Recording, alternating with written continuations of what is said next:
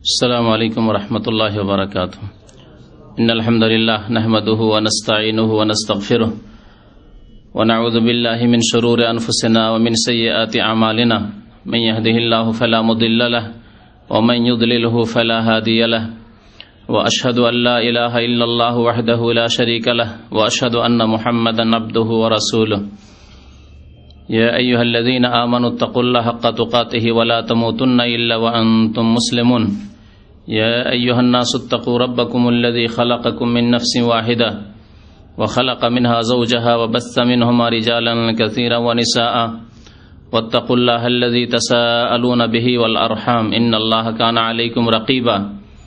يا أيها الذين آمنوا اتقوا الله وقولوا قولا سديدا يصلح لكم أعمالكم ويغفر لكم ذنوبكم ومن يطع الله ورسوله فقد فاز فوزا عظيما. أما بعد فإن خير الحديث كتاب الله وخير الهدي هدي محمد صلى الله عليه وسلم وشر الأمور محدثاتها وكل محدثة بدعة وكل بدعة ضلالة وكل ضلالة في النار. أعوذ بالله من الشيطان الرجيم. بسم الله الرحمن الرحيم.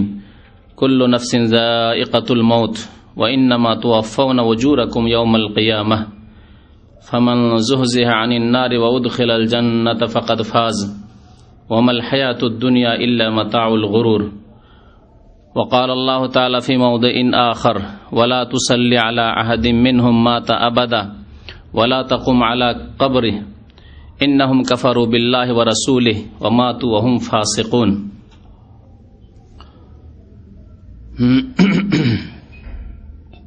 মহান আল্লাহর সমস্ত প্রশংসা যে আল্লাহ পাক আমাদেরকে সৃষ্টি করেছেন এবং আমাদের জন্য নির্দিষ্ট সময় দিয়েছেন যা নির্ধারণ করেছেন আল্লাহ পাক রব্বুল আলামিন এই পৃথিবীতে। তারপরে আবার আমাদের জন্য মৃত্যুকে অপরিহার্য করেছেন। দরুদ ও সালাম নাযিল হোক নবী মুহাম্মদুর রাসূলুল্লাহ সাল্লাল্লাহু আলাইহি ওয়াসাল্লামের প্রতি, যিনিও আল্লাহ পাক রব্বুল আলামিনের শ্রেষ্ঠ রাসূল, সৃষ্টির সেরা হওয়া সত্ত্বেও তার প্রতিও এই মওত এসেছে। আল্লাহুম্মা সাল্লি আলাইহি আল্লাহুম্মা বারিক আলাইহি। মুসলিম ব্যক্তির যখন মওত চলে আসে, মৃত্যু মুখে পতিত হয়, তখন সেই মাইয়েত বা মৃত ব্যক্তির বেশ কিছু হক রয়েছে মুসলিম উম্মার উপর। তার মধ্যে একটি হক হচ্ছে সলাতুল জানাজা, জানাজার সলাত বা জানাজার নামাজ। দীর্ঘদিন থেকে আমাদের কিছু ভাইরা জানাজার নামাজ সম্পর্কে সংক্ষিপ্ত হলেও যাতে করে জরুরি সমস্ত মাসলা মাসাইল এবং দোয়াগুলিও চলে আসে তলব করেছেন। তাই আজকে সেই জানাজার সলাত সম্পর্কে এবং জানাজার দোয়া সম্পর্কে কিছু কথা আপনাদের সামনে পেশ করব। যদিও বিস্তারিত জানতে হলে এ সম্পর্কে 5টি বক্তব্য রয়েছে। বেশ কয়েক বছর আগে এখানেই এই হলেই বক্তব্য হয়েছে, প্রায় 5টি বক্তব্য রয়েছে, যাতে শুরু থেকে শেষ পর্যন্ত বিস্তারিত আলোচনা করা হয়েছে। আজকে একটি বক্তব্যেই জানাজার শুধু সলাত সম্পর্কে আলোচনা হবে, যাতে করে অনেক মুসলিম ভাইরা রয়েছেন জানাজার সঠিক তরিকায় জানেন না, হয় জানেনই না যে জানাজার নামাজে কি করতে হয় না করতে হয়, কি পড়তে হয় না পড়তে হয়, কখন কি, আর না হলে জানলেও ভুল জানেন, সঠিক জানেন না। আবার অনেকে আছেন সঠিক জানলেও দোয়াগুলি মুখস্থ নেই, দোয়া মুখস্থ নেই। অনেকের হয়তো একটি দোয়া মুখস্থ আছে, বাকি দোয়াগুলি সম্পর্কে জানেও না যে আরো কিছু দোয়া আছে নবী করিম সাল্লাল্লাহু আলাইহি ওয়াসাল্লামের হাদিসে। এজন্য সালাতুল জানাজা সম্পর্কে যদি আলোচনা হয়ে যায় তো মুসলিম ভাইদের অনেক উপকার হবে। আজকে কয়েকটি দিক নিয়ে আলোচনা করব এই সালাতুল জানাজা বা জানাজা সম্পর্কে। প্রথম হচ্ছে জানাজার নামাজ বা জানাজার সালাতের হুকুম শরীয়তে। দ্বিতীয় আলোচনা হচ্ছে জানাজার নামাজের ফজিলত। তৃতীয় হচ্ছে জানাজার নামাজের তরিকা, পড়ার নিয়ম। 4 নম্বরে হচ্ছে জানাজার সালাতের দোয়া সমূহ। 5 নম্বরে হচ্ছে শিশুদের জানাজা। 6 নম্বরে হচ্ছে জানাজার সালামের মাসলা, 1 সালাম না 2 সালাম, সালামের ব্যাপারটি। 7 নম্বরে হচ্ছে জানাজার নামাজের শর্তাবলী। 8 নম্বরে হচ্ছে জানাজার নামাজের রোকন সমূহ বা ফরজ অপর ভাষায়। 9 নম্বরে হচ্ছে জানাজার সুন্নাত সমূহ, জানাজার নামাজে যে সব সুন্নাত কাজ বা কথা রয়েছে। 10 নম্বরে হচ্ছে মাইয়াতকে দাফন করে দেওয়ার পরে তার জন্য দোয়া।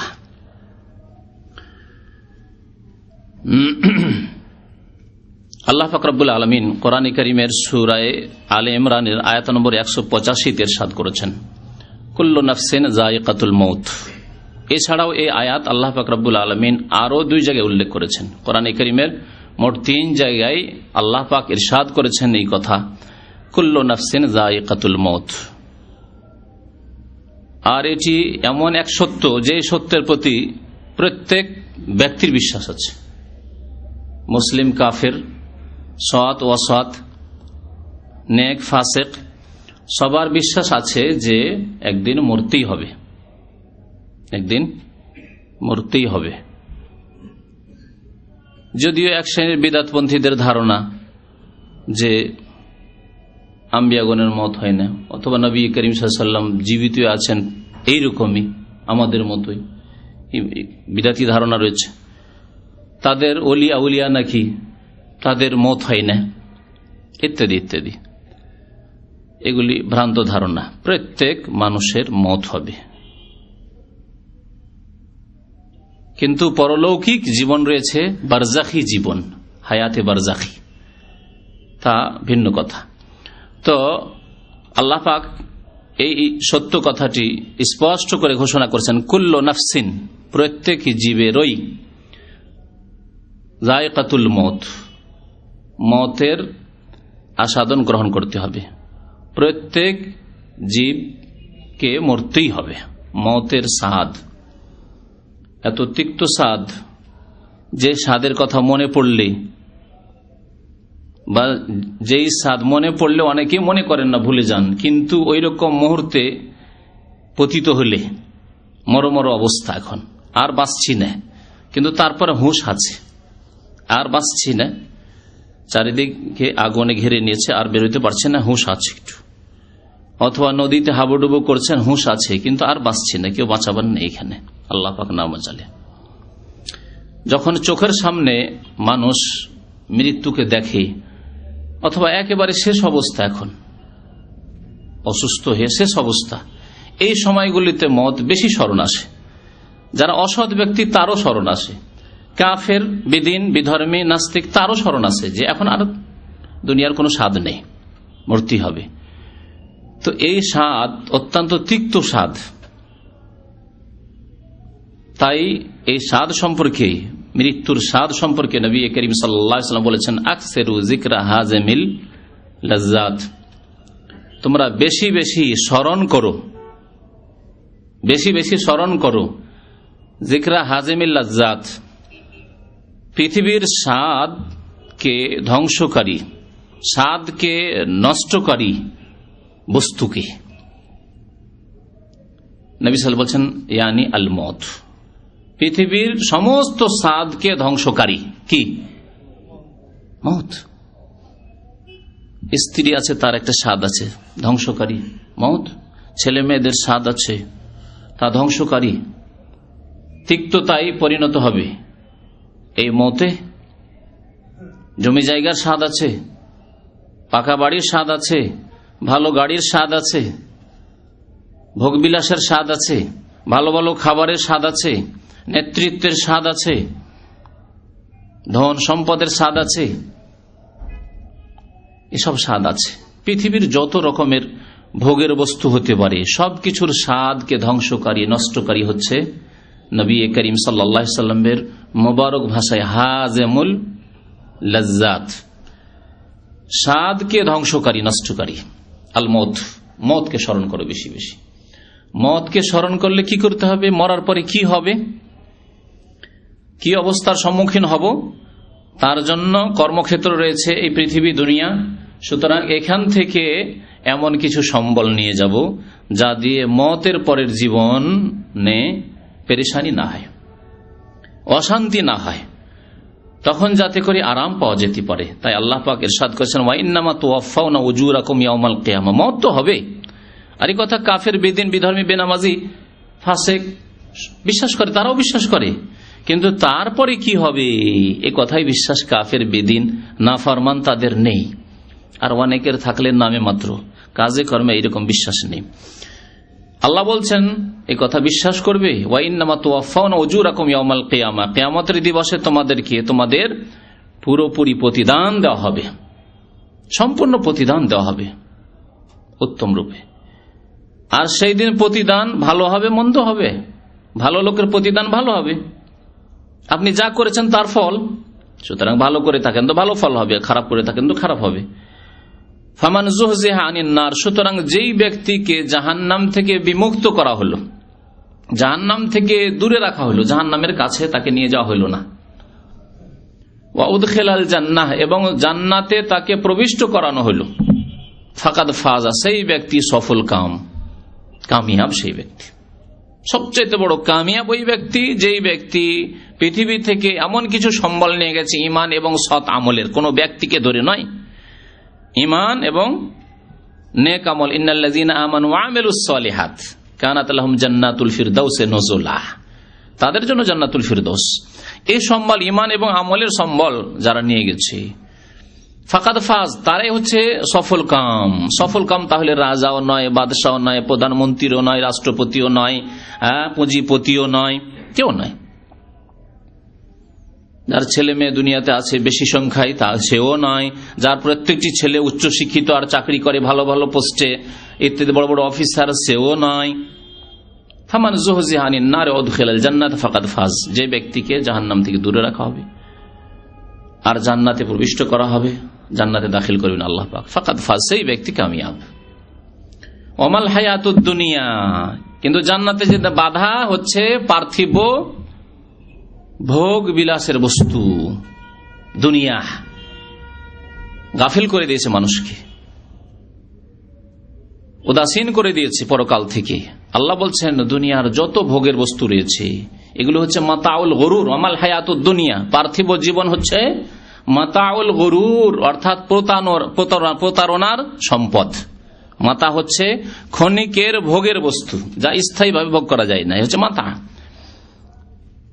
দুনিয়ার আসবাবপত্র যা কিছু আছে এগুলি হচ্ছে সব মাতা, এগুলিকে বলে মাতা সামান, এমন মাল সামান যেগুলি কিছুদিন ব্যবহার করলেন, তারপর আপনি গেলেন অথবা সেগুলি গেল। আর গরুর মানে হচ্ছে ধোঁকা, প্রতারণার বস্তু হচ্ছে পৃথিবী।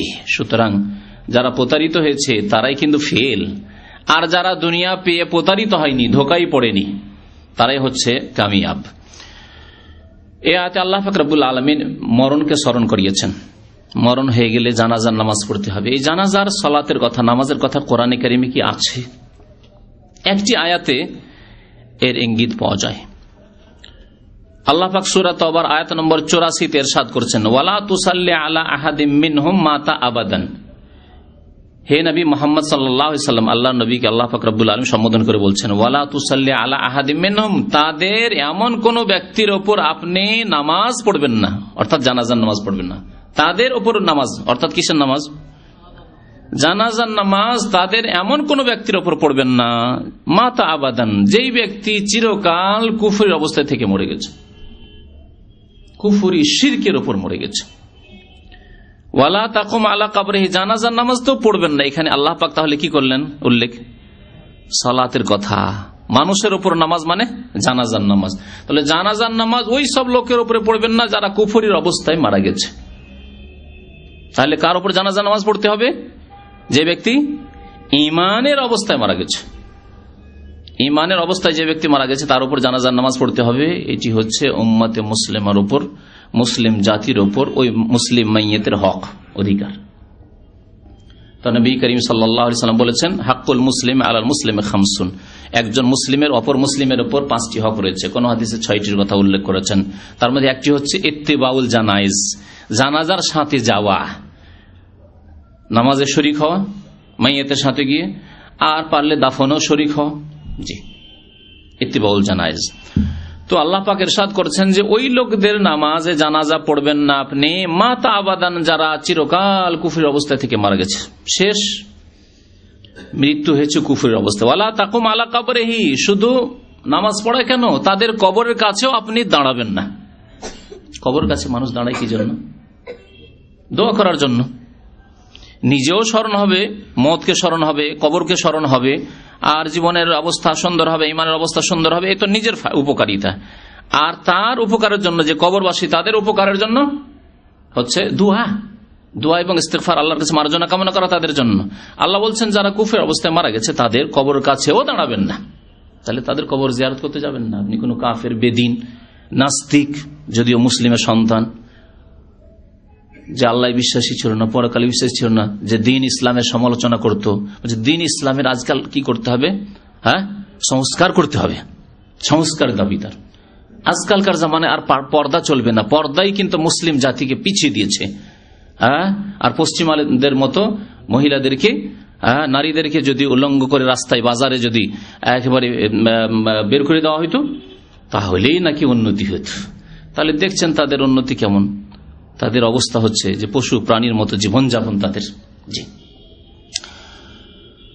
তো আল্লাহ পাক রব্বুল বলছেন যে কেন তাদের জানাজা পড়া যাবে না আর তাদের কবর কাছে যাওয়া যাবে না? ইন্নাহুম কাফারু বিল্লাহ, কারণ তারা আল্লাহর সাথে কুফরি করেছে, ওয়া রাসূলিহি, আর রাসূলের সাথে কুফরি করেছে, লা ইলাহা ইল্লাল্লাহ মুহাম্মাদুর রাসূলুল্লাহ, এই কালিমায়ে শাহাদাতের উপর ঈমান নিয়ে আসেনি, অস্বীকার করেছে, তারা কুফরি করেছে।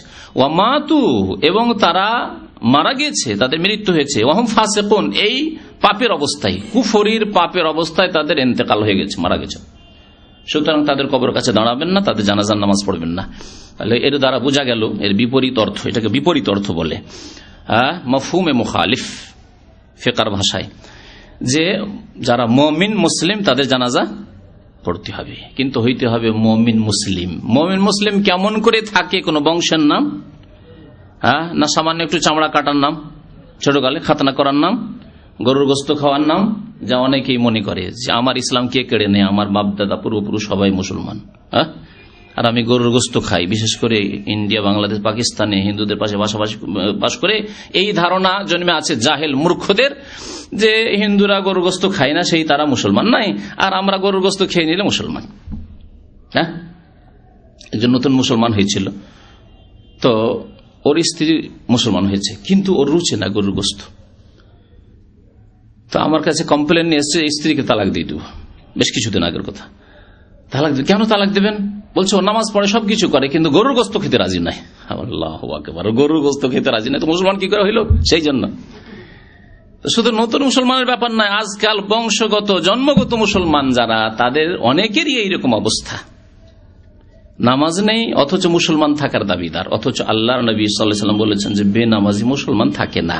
এটি কোনো আলেমের ফতোয়া নেই। ফামান তারাকাহা ফাকাদ কাফারা, যে ব্যক্তি নামাজ ছেড়ে দিল সে কাফির হয়ে গেল। আল্লাহ কি বলছে? ইন্নাহুম কাফারু বিল্লাহি ওয়া রাসূলিহি, তারা আল্লাহর সাথে কুফরি করেছে, রাসূলের সাথে কুফরি করেছে, সুতরাং তাদের জানাজা পড়বে না, তাদের কবর কাছে দাঁড়াবে না। এই অবস্থায় যদি মারা যায় তাহলে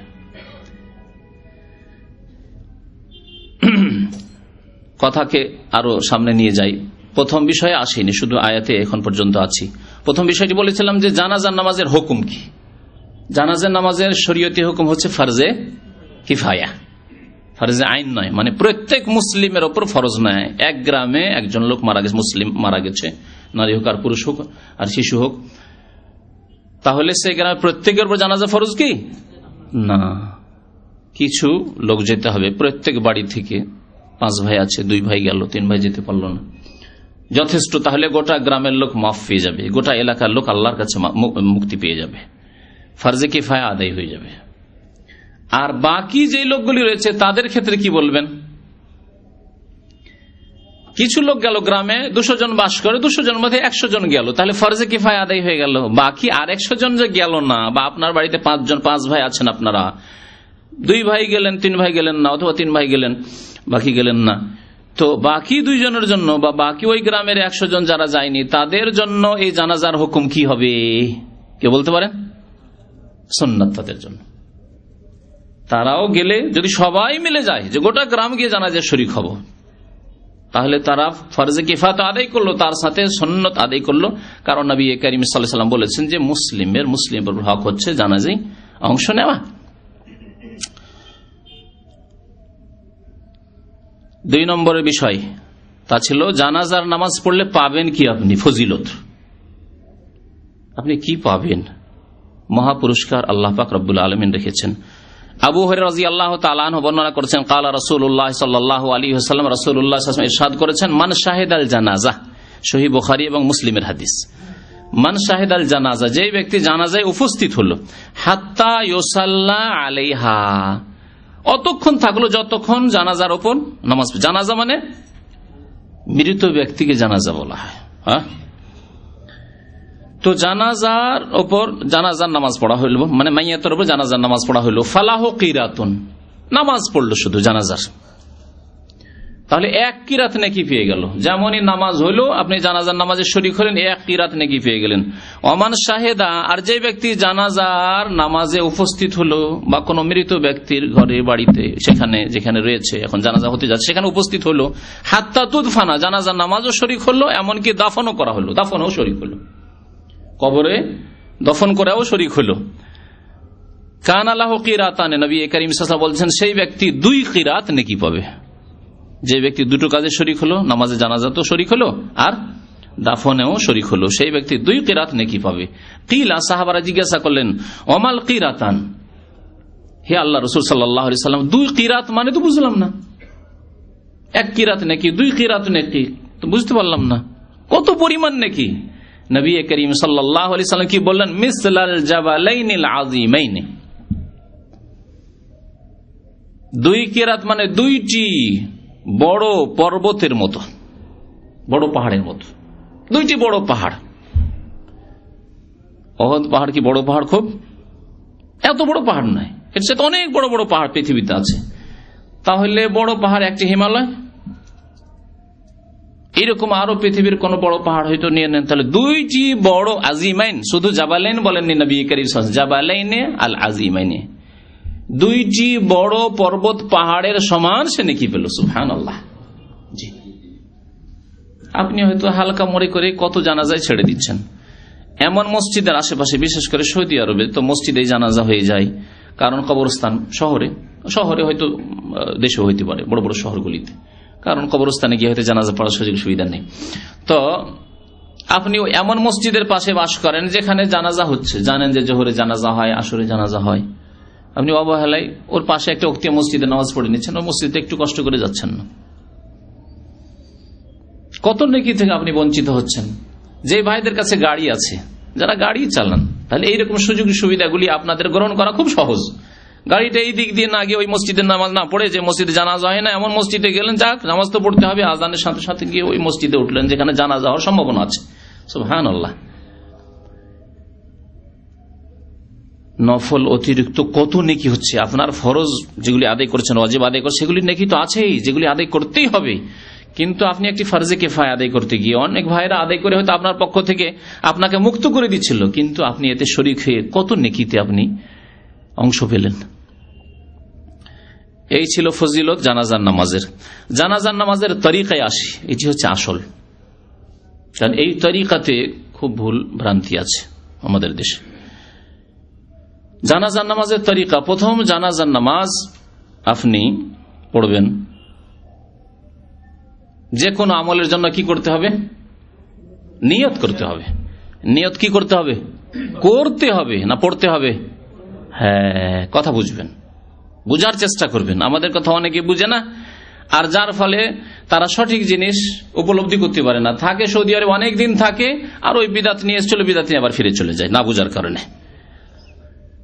হয় বুঝলো না যে নিয়ত কি জিনিস, অথবা একেবারে কিছুই বুঝলো না বলে আরে আরে আরে এরা নিয়তি করে না, নিয়তি করে না। আর নিয়ত না করলে কি আর কোনো আমল কবুল হয়? মিথ্যা কথাবার্তা বললো। জি, অথচ সে নিয়ত করে না, নিয়ত পড়ে। যে বিদাতি কথা বলছে যে আর এখানে নিয়ত করতেই নিষেধ করছে, সেই ব্যক্তির নিয়ত পড়ে, নিয়ত করে না, পড়ে। ঠিক না? পড়া কি দিয়ে হয়? মুখ দিয়ে, জবান দিয়ে পড়া হয়। আর নিয়ত করা অন্তর দিয়ে, যেমন খাওয়া পান করা মুখ দিয়ে হয়, কেউ যদি ভাই আমি খেয়েছি, তাহলে কেউ কি ভাববে জানে সে নাক দিয়ে খেয়েছে, কান দিয়ে খেয়েছে, আর কোন রাস্তা দিয়ে খেয়েছে? কখনো ভাববে না। ঠিক তেমনি নিয়ত আমি করেছি এই কাজটি করার, অর্থাৎ অন্তরে আমি সংকল্প করেছি, এর নাম নিয়ত। আল্লাহ পাক রব্বুল আলামিন মানুষের কাজকে বিভিন্ন অঙ্গ প্রত্যঙ্গের ওপর ভাগ করে দিয়েছেন, ভাগ বন্টন করে দিয়েছেন। এক অঙ্গের ওপর সমস্ত কাজ চাপিয়ে দেননি, ঠিক কিনা? আল্লাহ যদি সব কাজ পায়ের ওপর চাপিয়ে দিতেন তো পায়ের মহা মুশকিল হয়ে যেত। এই পা তোকে কি করতে হবে? হাঁটতেও হবে, আর তোর উপরে গোটা 80 কিলো ওজন, 100 কিলো ওজন তোর উপরে থাকবে, বোঝা চেপে থাকবে, আর তোকে ধারণও করতে হবে, ধরতেও হবে, মানে হাতের ডিউটি করতে হবে, আর তোকে শুনতেও হবে, কানের ডিউটি করতে হবে, তোকে বলতেও হবে, জবানের ডিউটি করতে হবে। মহা মুশকিল হয়ে যেত। আল্লাহ ভাগ করে দিয়েছেন, কিছু ডিউটি দিয়েছেন পাককে, কিছু ডিউটি দিয়েছেন হাতকে, কিছু ডিউটি জবানকে বলার জন্য, জবানকে শুধু বলার ডিউটি দিয়েছেন, তাকে শোনার ডিউটি দেননি, শোনার ডিউটি দেননি। আপনি নাক যদি বন্ধ করে দেন, নাক যদি বন্ধ থাকে আপনার সর্দি লেগে, তাহলে মুখ লাগিয়ে যতই টান দেন শুনতে পারবেন? ডিউটি এমন করে ভাগ করে দিয়েছেন যে যে যার কাজ তাই করতে পারবে। জি, এমন ভাবে অঙ্গ প্রত্যঙ্গের উপর আল্লাহ পাক রব্বুল আলামিন কাজগুলিকে বন্টন করে দিয়েছেন, দায়িত্ব বন্টন করে দিয়েছেন আল্লাহ পাক রব্বুল আলামিন। অন্তরের দায়িত্ব দিয়েছেন বেশ কিছু দায়িত্ব, তার মধ্যে হচ্ছে বিশ্বাস করা, ঈমান নিয়ে আসা। কি দিয়ে হয়? অন্তর দিয়ে হয়। অবিশ্বাস, কাফের কুফরি করে, অবিশ্বাস করে, বিশ্বাস করি না আমি, তাও কি দিয়ে করে? অন্তর দিয়ে। তা প্রকাশ করে হয়তো মুখ দিয়ে, কিন্তু এর সম্পর্ক অন্তরের সাথে। কপটতা, মুনাফিকি, বিশ্বাস নেই কিন্তু প্রকাশ করে মুখে, তো কপটতা রয়েছে অন্তরে। জি, খুশি, বিয়ের দিন মাশাআল্লাহ আপনার খুব খুশি, আপনি তাহলে খুশি কোনখানে হয়? আগে অন্তরে খুশি হয়, তাহলে মুখটা খুশি খুশি মনে হয়, চেহারাটা খুশি খুশি মনে হয়। জি, শোক, মারা গেছে, মা মারা গেছে, আব্বা মারা গেছেন, ছেলে মারা গেছে, এই শোক কোথায় হয়? অন্তরে হয়। তারপরে তার বহি প্রকাশ ঘটে অঙ্গ প্রত্যঙ্গের উপর, চেহারার উপর, মুখমণ্ডলের উপর। জি, এইভাবে নিয়ত করা, সংকল্প করা। নিয়ত করা মানে সংকল্প করা। আর বড় বড় হানাফি আলেমরাও, যারা বড় বড় আলেম মুহাদ্দিসিন, তারাও বলেছেন যে আন-নিয়াতু হুয়া আজিমাতুল কলব। আনোয়ার শাহ কাশ্মীরি, হানাফিদের বড় আলেম মুহাদ্দিস, তিনি বুখারীর ভাষ্য লিখতে বলেছেন আন-নিয়াত, নিয়ত হচ্ছে অন্তরের সংকল্পের নাম, আর মুখে নিয়ত করা এগুলি শরীয়তে নেই। কিন্তু ওই ছোটগুলি হচ্ছে সমস্যা। নিম মোল্লা খাতরা ইমান, অর্ধেক মোল্লা অর্ধেক মৌলবি, বা ছোট খাটো মৌলবি, এগুলি হচ্ছে খাতরায়ে ইমানের জন্য বিপজ্জনক, আমলের জন্য বিপজ্জনক। ও নিম হাকিম খাতরায়ে জান। উর্দুতে, ফার্সিতে একটি প্রবাদ আছে, নিম হাকিম। নিম মানে হচ্ছে হাফ হাফ, নিম হাকিম, হাকিম মানে ডাক্তার। যে কোয়াক ডাক্তার, কি বিপদ নিয়ে আসবে আপনার?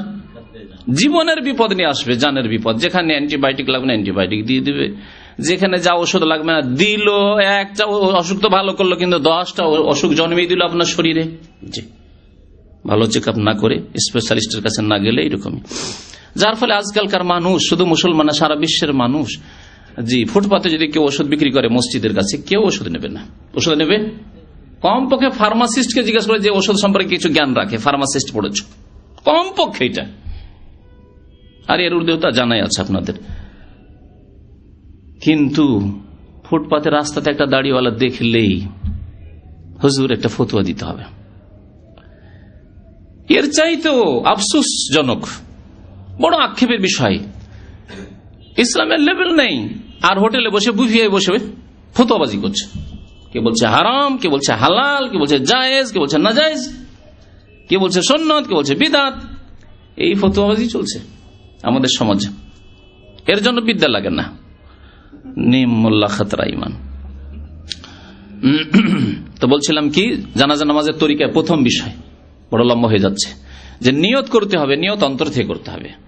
আর যখনই আপনি মাইয়াত এসেছে আর দাঁড়াচ্ছেন নামাজের জন্য, তখনই আপনার অন্তরে নিয়ত হচ্ছে, এর নাম নিয়ত। ওর জন্য এই নয় যে কিছুক্ষণ আপনাকে নীরবতা পালন করতে হবে আর নিয়তের অর্থটা ফিরাইতে হবে মনের মধ্যে, না, এরকম কিছু নয়।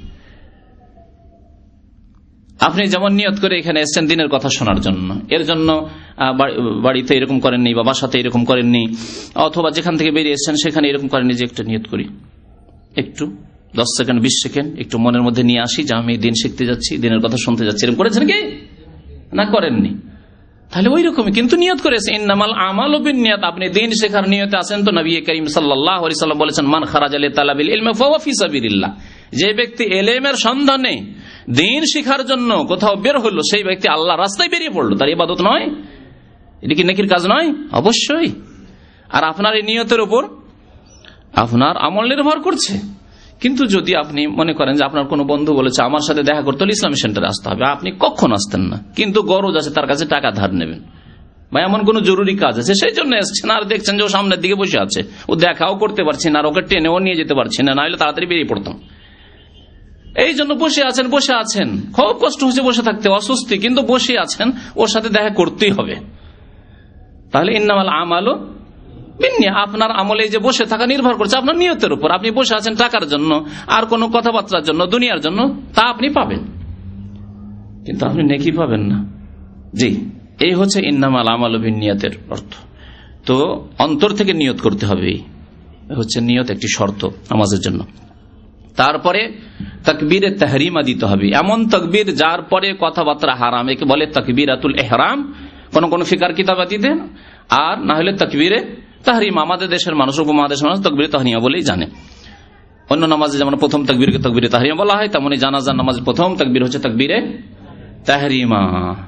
এই তাকবীরে তাহরিমা দেওয়ার সময় রাফুল ইয়াদাইন, 2 হাত উঠাতে হবে,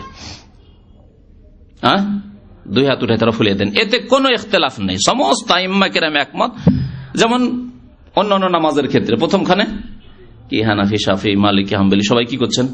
আল্লাহু আকবার রাফুল ইয়াদাইন করে তাকবীরে তাহরিমা দিচ্ছেন। ঠিক জানাজার নামাজেও এই প্রথম রাফুল ইয়াদাইন সম্পর্কে কোনো ইখতিলাফ নেই। তো 2 হাত উত্তোলন করে কি করতে হবে? আল্লাহু আকবার বলতে হবে, অন্য কোন তাকবীর দিয়ে হবে না। আল্লাহু আকবার যে কেউ আল্লাহু কবির বলবে, আল্লাহু আজাল আজম, এগুলি ফিকার কিতাবে রয়েছে, বিশেষ করে হানাফি ফিকাতে এমন এমন কথাবার্তা রয়েছে যা অবাস্তব, হানাফিরাই আমল করে না। আছে না ফিকার কিতাবে? পড়েছেন আমাদের অনেক ভাইরা, যে আল্লাহু আকবার না বলে আল্লাহু আজিম, আল্লাহু কবির, আল্লাহু জলিল, আল্লাহু গফফার, আল্লাহু রাহিম বললে হয়ে যাবে তাদের কাছে। কিন্তু অবাস্তব, তাদের প্রত্যেকটি কিতাবে রয়েছে, হেদায়া থেকে শুরু, হেদায়া, কদরি, সারহাবেকা, সমস্ত কিতাবে রয়েছে। এই জন্য বলছি যে দেখেন, এগুলি হচ্ছে মানুষের কথা, আকওয়ালুর রিজাল, মানুষের কথাকে যাচাই বাছাই করতে হবে। ফিকার কথা হচ্ছে মানুষের কথা, মানুষের কথায় ভুল হতে পারে, আবার সঠিক হতে পারে, তাতে কিছু সঠিক কথা আছে কিন্তু বহু ভুল কথাবার্তা রয়েছে। সুতরাং সেগুলিকে যাচাই বাছাই করতে হবে কোরআন সুন্নাহর কষ্টি পাথরে, কোরআন সুন্নাহর সামনে পেশ করতে হবে। যদি অনুমোদন পাই কোরআন সুন্নাহ থেকে, আল্লাহ এবং রাসূলের পক্ষ থেকে, তাহলে আল্লাহর রাসে ওয়াল আইন, সির নত করে মেনে নেবেন, আমল করবেন আপনি ফিকার কিতাব থেকে ওই মাসলাগুলি যেগুলি কোরআন সুন্নাহতে প্রমাণ রয়েছে, যে এগুলি মাসলা মাসাইল। আর যেগুলির প্রমাণ নেই অথবা দুর্বল, জয়ীফ, সেগুলি ছেড়ে দিতে হবে। তাকবীরে তাহরিমা হয়ে গেল, তারপরে কি করতে হবে? আচ্ছা, নামাজ আমাদের দেশে যেমন ভুল করে, দাঁড়ালে ইমাম বলে আনা ইমামুল লিমান হাদারা মাল্লাম ইয়াহজুর, মুক্তাদি বলে ইক্তাদাই তো বিহাজিল ইমাম, এসব করতে হবে নাকি জানাজাতে? জানাজাতে নয়, অন্য নামাজে নেই, সবগুলি বিদআত, সবগুলি বিদআত। জি, যেমন নিয়ত উচ্চারণ করা, পড়া বিদআত, তেমনি এই সবগুলি কথাবার্তা নামাজে হোক আর জানাজার নামাজে হোক বিদআত। তাকবীরে তাহরিমা হয়ে গেল, তারপরে আউযু বিল্লাহি মিনাশ শাইতানির রাজিম বলবেন আপনি, তারপরে বলবেন বিসমিল্লাহির রহমানির রহিম। তাহলে সানা ঢুকে আছে যে মনের মধ্যে অনেকের। এই জন্য বলেছি যে অনেকেই জানাজার নামাজ পড়তে জানেন না, আবার অনেকে জানলে ভুল জানেন।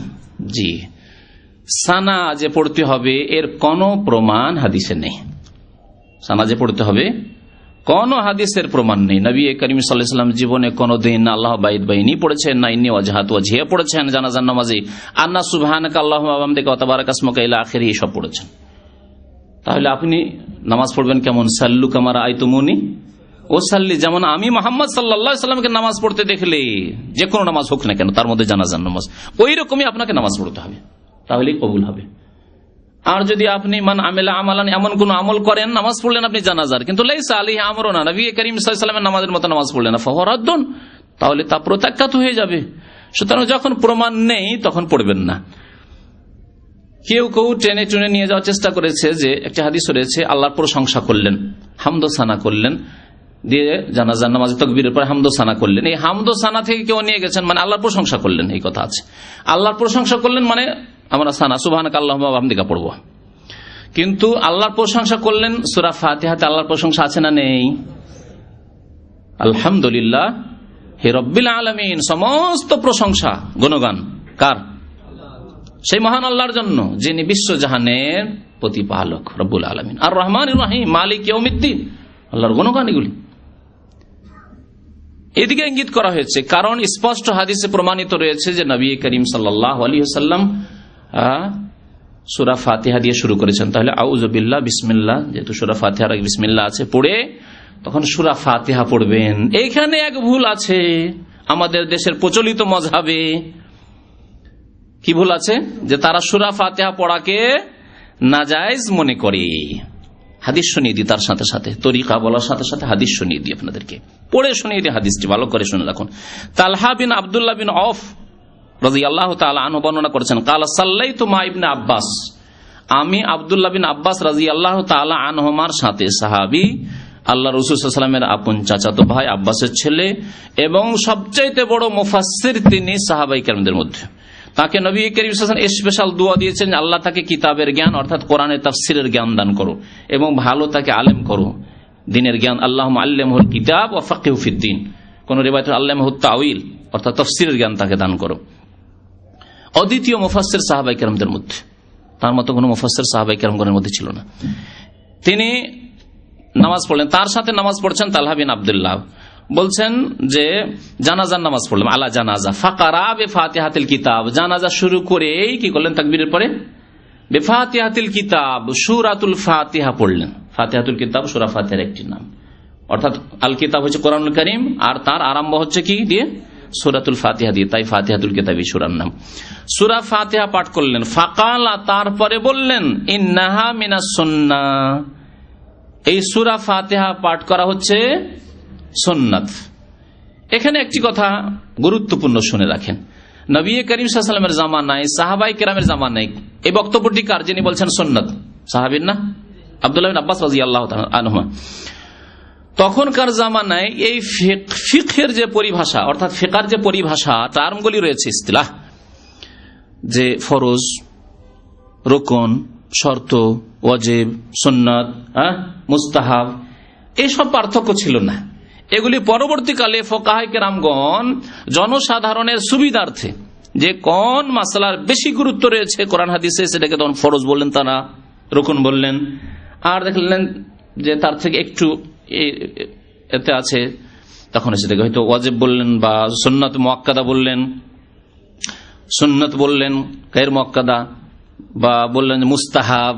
জি, এসব পরিভাষাগুলি পরে এসেছে। নবী করিম সাল্লাল্লাহু আলাইহি ওয়াসাল্লামের জামানায় সুন্নাত মানে ধরে না, হয়তো সুন্নাত মানে কি? আদর্শ। কার আদর্শ? রাসূলুল্লাহ সাল্লাল্লাহু আলাইহি ওয়াসাল্লামের আদর্শ।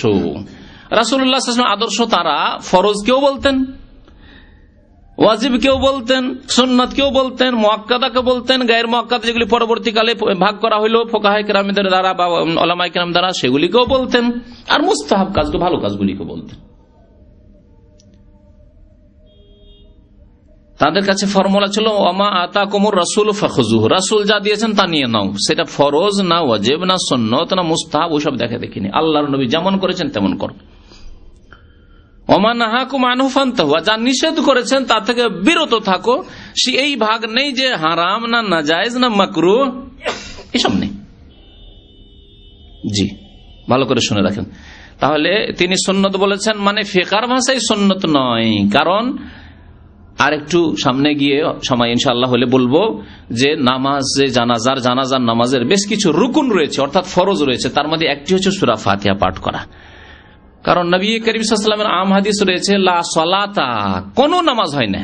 লাইনা ফি জিনস থেকে বলে, লাইনা ফি জিনস আরবি গ্রামারে সামান্য একটু বুঝায়।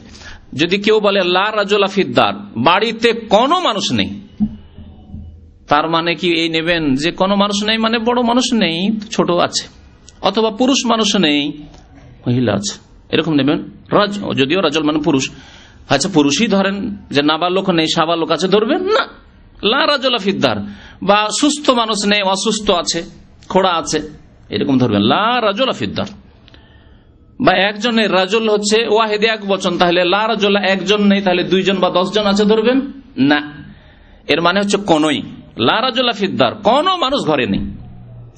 ওই রকমের লা সালাতা, কোন নামাজ হবে না, ফরজ নামাজ হোক, সুন্নত নামাজ হোক, আর বিতর নামাজ হোক, জানাজার নামাজ হোক, লা সালাতা লিমান লাম ইয়াকরা বিফাতিহাতিল কিতাব, যে ব্যক্তি সূরা ফাতিহা পড়ে না তার নামাজ হয় না। এই জন্য অধিকাংশ আলেমগণ বলেছেন যে জানাজার নামাজেও সূরা ফাতিহা পড়া রোকন। হাদিস আপনাদেরকে শুনিয়ে জানাজার নামাজে যে সূরা ফাতিহা পড়তে হবে, তার সুনানে আবু দাউদ, হাদিসটি আবু দাউদের। তাহলে কত দূরে পৌঁছেছি জানাজা নামাজের তরিকায়? সূরা ফাতিহা হয়ে গেল। সূরা ফাতিহার পরে আর কোন সূরা মিলাবেন কিনা, বেশ কিছু রিওয়ায়াতে আর নেই, বাস সূরা ফাতিহা। তো একটি হাদিস রয়েছে যাতে রয়েছে যে নবী করিম সাল্লাল্লাহু আলাইহি সাল্লাম সূরা ফাতিহার সাথে আরেকটি সূরা পড়লেন, ছোট্ট সূরা, সূরা ইখলাস পড়ে নেন কখনো কখনো যদি পড়েন তো, কিন্তু জরুরি নাই, সেটি সুন্নত। আর যেহেতু নবী সাল্লাল্লাহু আলাইহি সাল্লামের বেশ কিছু হাদিসে রয়েছে শুধু সূরা ফাতিহার কথা, আর আব্দুল্লাহ বিন আব্বাস রাদিয়াল্লাহু তাআলা আনহুমাও শুধু সূরা ফাতিহা পড়লেন, এজন্য সূরা ফাতিহা পড়ে নেওয়াই যথেষ্ট। তবে কেউ যদি পড়ে ছোট্ট একটি সূরা তাহলে কোনো অসুবিধা নেই, বলা যেতে পারে যে সুন্নত। তারপরে দ্বিতীয় তাকবীর দিবেন আল্লাহু আকবার। এই দ্বিতীয় তাকবীর দেওয়ার সময় রাফুল ইয়াদাইন, তৃতীয় তাকবীর, চতুর্থ তাকবীর, 4 তাকবীর দেবেন আপনি। তো এই তাকবীরের সময় রাফুল ইয়াদাইন করা, এই মর্মে বেশ কিছু হাদিস এসেছে। এজন্য অধিকাংশ আলেমদের নিকটে এই তাকবীরগুলিতে দ্বিতীয়, তৃতীয়, চতুর্থ তাকবীরেও রাফুল ইয়াদাইন মানে 2 হাত উত্তোলন করবেন, উঠাবেন। তবে কিছু আলেমগণ বলেছেন যে না, তারাও বেশ কিছু হাদিস পেশ করেছেন 2-1টা, আর সেই হাদিসগুলিকে যারা বলেছেন যারা রাফুল ইয়াদাইন করতে হবে তারা জয়ীফ বলেছেন। কিন্তু কথা হচ্ছে যে এরও প্রমাণ রয়েছে যে রাফুল ইয়াদাইন করেননি, সুতরাং দুটোকে সুন্নত বলা যেতে পারে। যে কেউ যদি রাফুল ইয়াদাইন করে তাও সুন্নত, আবার কেউ যদি না করে তো আপত্তি করতে হবে না। কেউ যদি না রাফুল ইয়াদাইন করে, হাত না ওঠায় জানাজার নামাজে, আপত্তি করতে হবে না, বা তাকে একেবারে চাপ সৃষ্টি করার দরকার নাই। শিখাবার জন্য আপনি লেগেই পড়লেন যে না রাফুল ইয়াদাইন করতে হবে, না, প্রয়োজন নেই। তো রাফুল ইয়াদাইন করা না করা দুটি করা যেতে পারে এই ক্ষেত্রে, দ্বিতীয়, তৃতীয়, চতুর্থ তাকবীরে। যেমন আমাদের দেশে হানাফি ভাইরা রাফুল ইয়াদাইন করে না, আহলে হাদিসরা 2 ভাগে ভাগ, ভারত, পাকিস্তান, বাংলাদেশে কিছু আলেমরা তারা রাফুল ইয়াদাইন করেন না, আবার অধিকাংশরাই করেন। আর আপনার হানাবেলা, যারা হাম্বলি, শাফি, মালিকি, তারা করেন। তো হাদিস 2 রকম রয়েছে, সুতরাং আপনি যে কোনো একটা করতে পারেন। তবে রাফুল ইয়াদাইন করাটাই বেশি সুন্নতের কাছাকাছি, কারণ সাহাবায়ে কেরামদের মধ্যে 2 জন সাহাবী, বিশেষ করে আনাস রাদিয়াল্লাহু তাআলা আনহু, যিনি 10 বছর নবী সাল্লাল্লাহু আলাইহি ওয়াসাল্লামের খেদমত করেছেন হিজরতের পর থেকে 10 বছর ধরে, আর আব্দুল্লাহ বিন উমর রাদিয়াল্লাহু তাআলা নবী সাল্লাল্লাহু আলাইহি সাল্লামের আপন শালা হাফসা রাদিয়াল্লাহু তাআলা আনহার ভাই, ওমরের ছেলে, তারা রাফুল ইয়াদাইন করে জানাজা নামাজ পড়তেন। দ্বিতীয় তাকবীর দিলেন, হাত উঠালেন। আচ্ছা, হাত বাঁধতে হবে কোথায়, এই একটি মাসলা রয়েছে। হাত বাঁধার সহি হাদিস অন্যান্য নামাজে হোক আর জানাজার নামাজে হোক, আলা সাদরিহি, বুকের উপর হাত বাঁধবেন, এটি হচ্ছে সহি। নাভির নিচের হাত বাঁধার হাদিস জয়ীফ, একটিও সহি হাদিস নেই। সুতরাং যে কোনো নামাজে, তার মধ্যে জানাজার নামাজ, হাত বাঁধবেন বুকের উপরে, আলা সাদার, সাদার মানে হচ্ছে বুক, বক্ষ, বুকের উপরে হাত বাঁধবেন।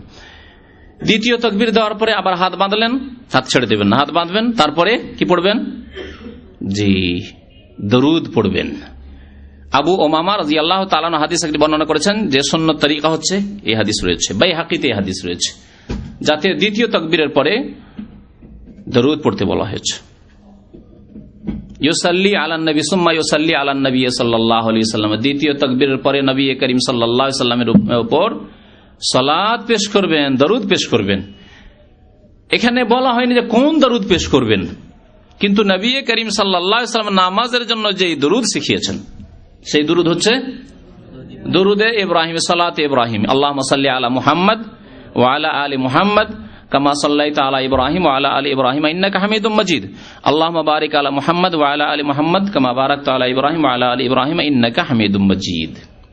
হাদিসে যেভাবে এই দরুদের বাক্যগুলি রয়েছে সেইভাবে আপনার মুখস্থ আছে আশা করি, কারণ এই দরুদ ছাড়া আপনার নামাজ ফরজ নামাজও হবে না। দরুদ হচ্ছে ফরজ নামাজের রুকন।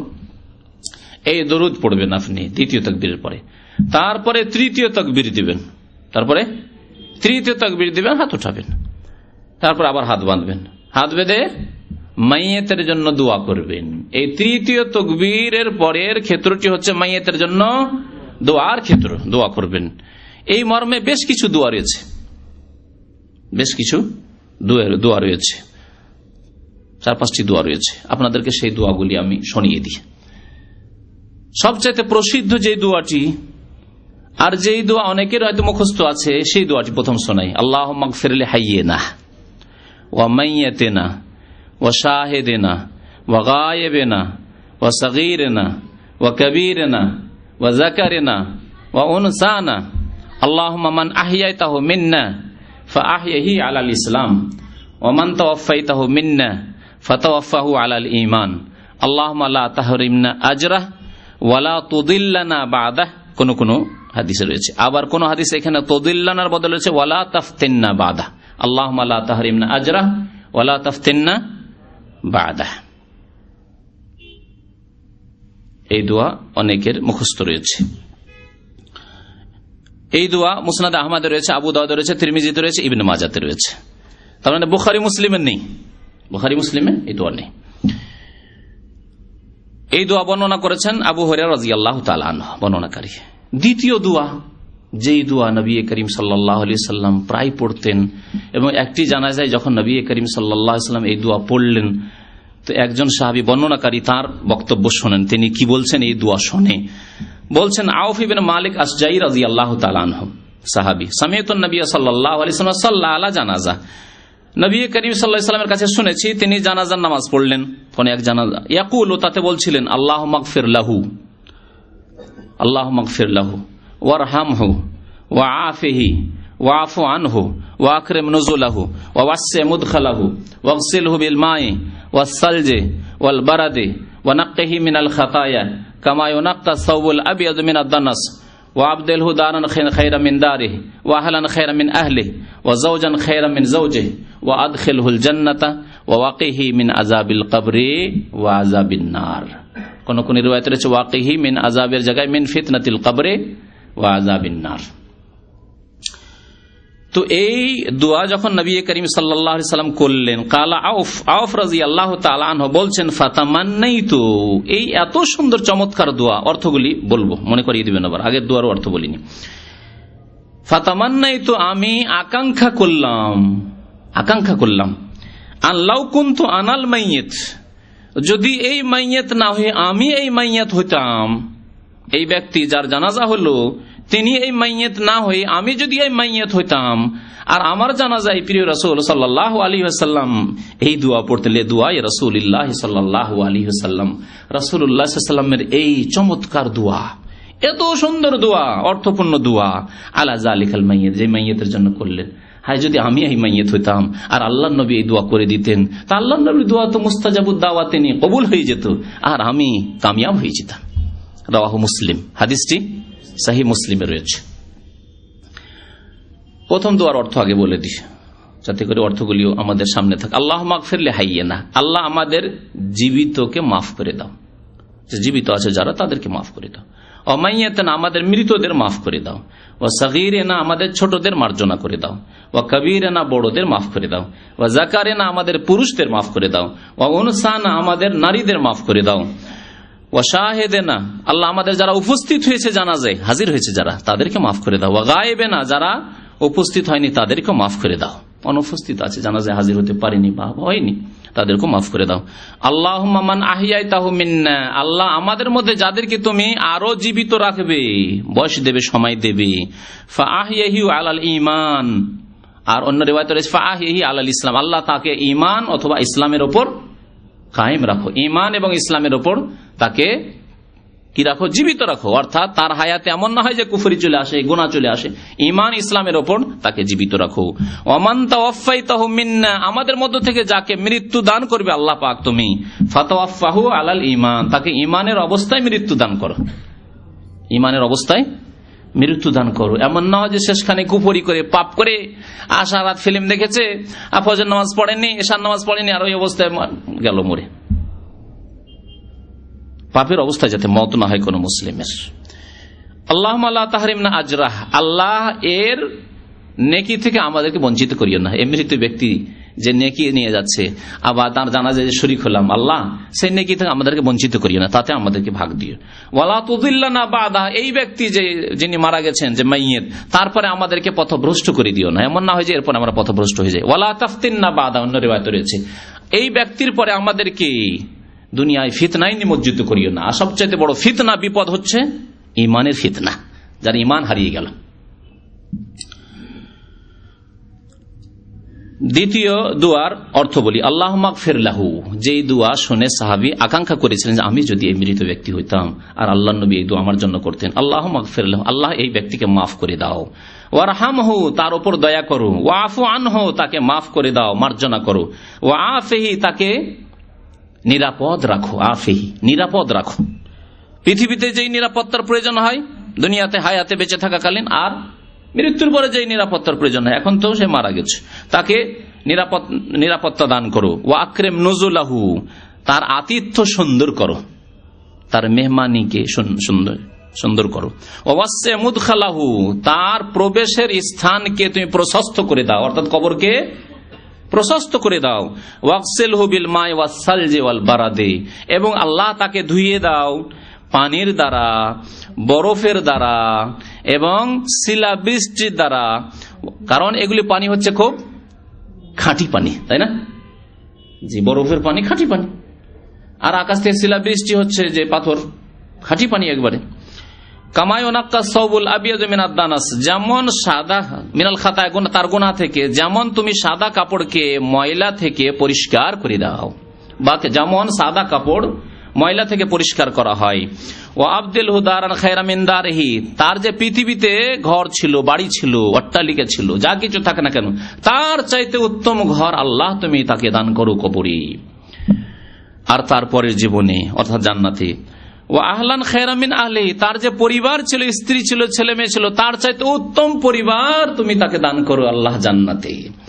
ওয়া যাওজান খায়রা মিন যাওজিহি, এবং তার স্ত্রী যে পৃথিবীতে ছিল, বা যদি মহিলা হয় তাহলে তার স্বামী ছিল, তার চাইতে ভালো স্বামী, অর্থাৎ তাকে সে যদি জান্নাতে যায় আলো উত্তম রূপে আল্লাহ পাক রব্বুল আলামিন স্বামী হিসাবে দেবেন। আর যদি হতভাগা হয়, ফাসেক, স্ত্রী নেক ছিল, জান্নাতে যাবে, তাহলে আল্লাহ তার চাইতে উত্তম স্বামী তাকে দান করবেন। এই দোয়া।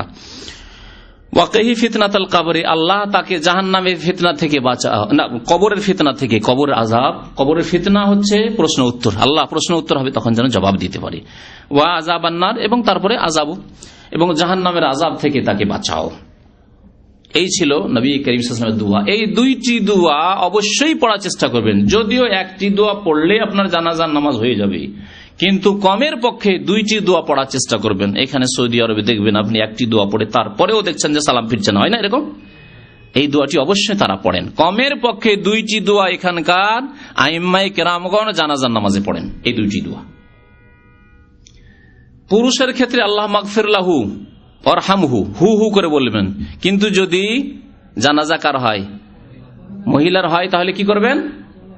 আল্লাহ মাগফির লাহা বলবেন, এটি হচ্ছে উত্তম। যদি আপনি পরিবর্তন করতে পারেন, আর যদি পরিবর্তন করতে গিয়ে আপনার গিয়ার ফেঁসে যায়, তাই না, গিয়ার ফেঁসে যেতে পারে, আরবি জানেন না, আর হু কোথায়, হু হু হু যে কয় জায়গায় আছে, আর কত জায়গায় যে আমাকে গিয়ার চেঞ্জ করতে হবে, হুর জায়গায় হা করতে হবে, সমস্যা।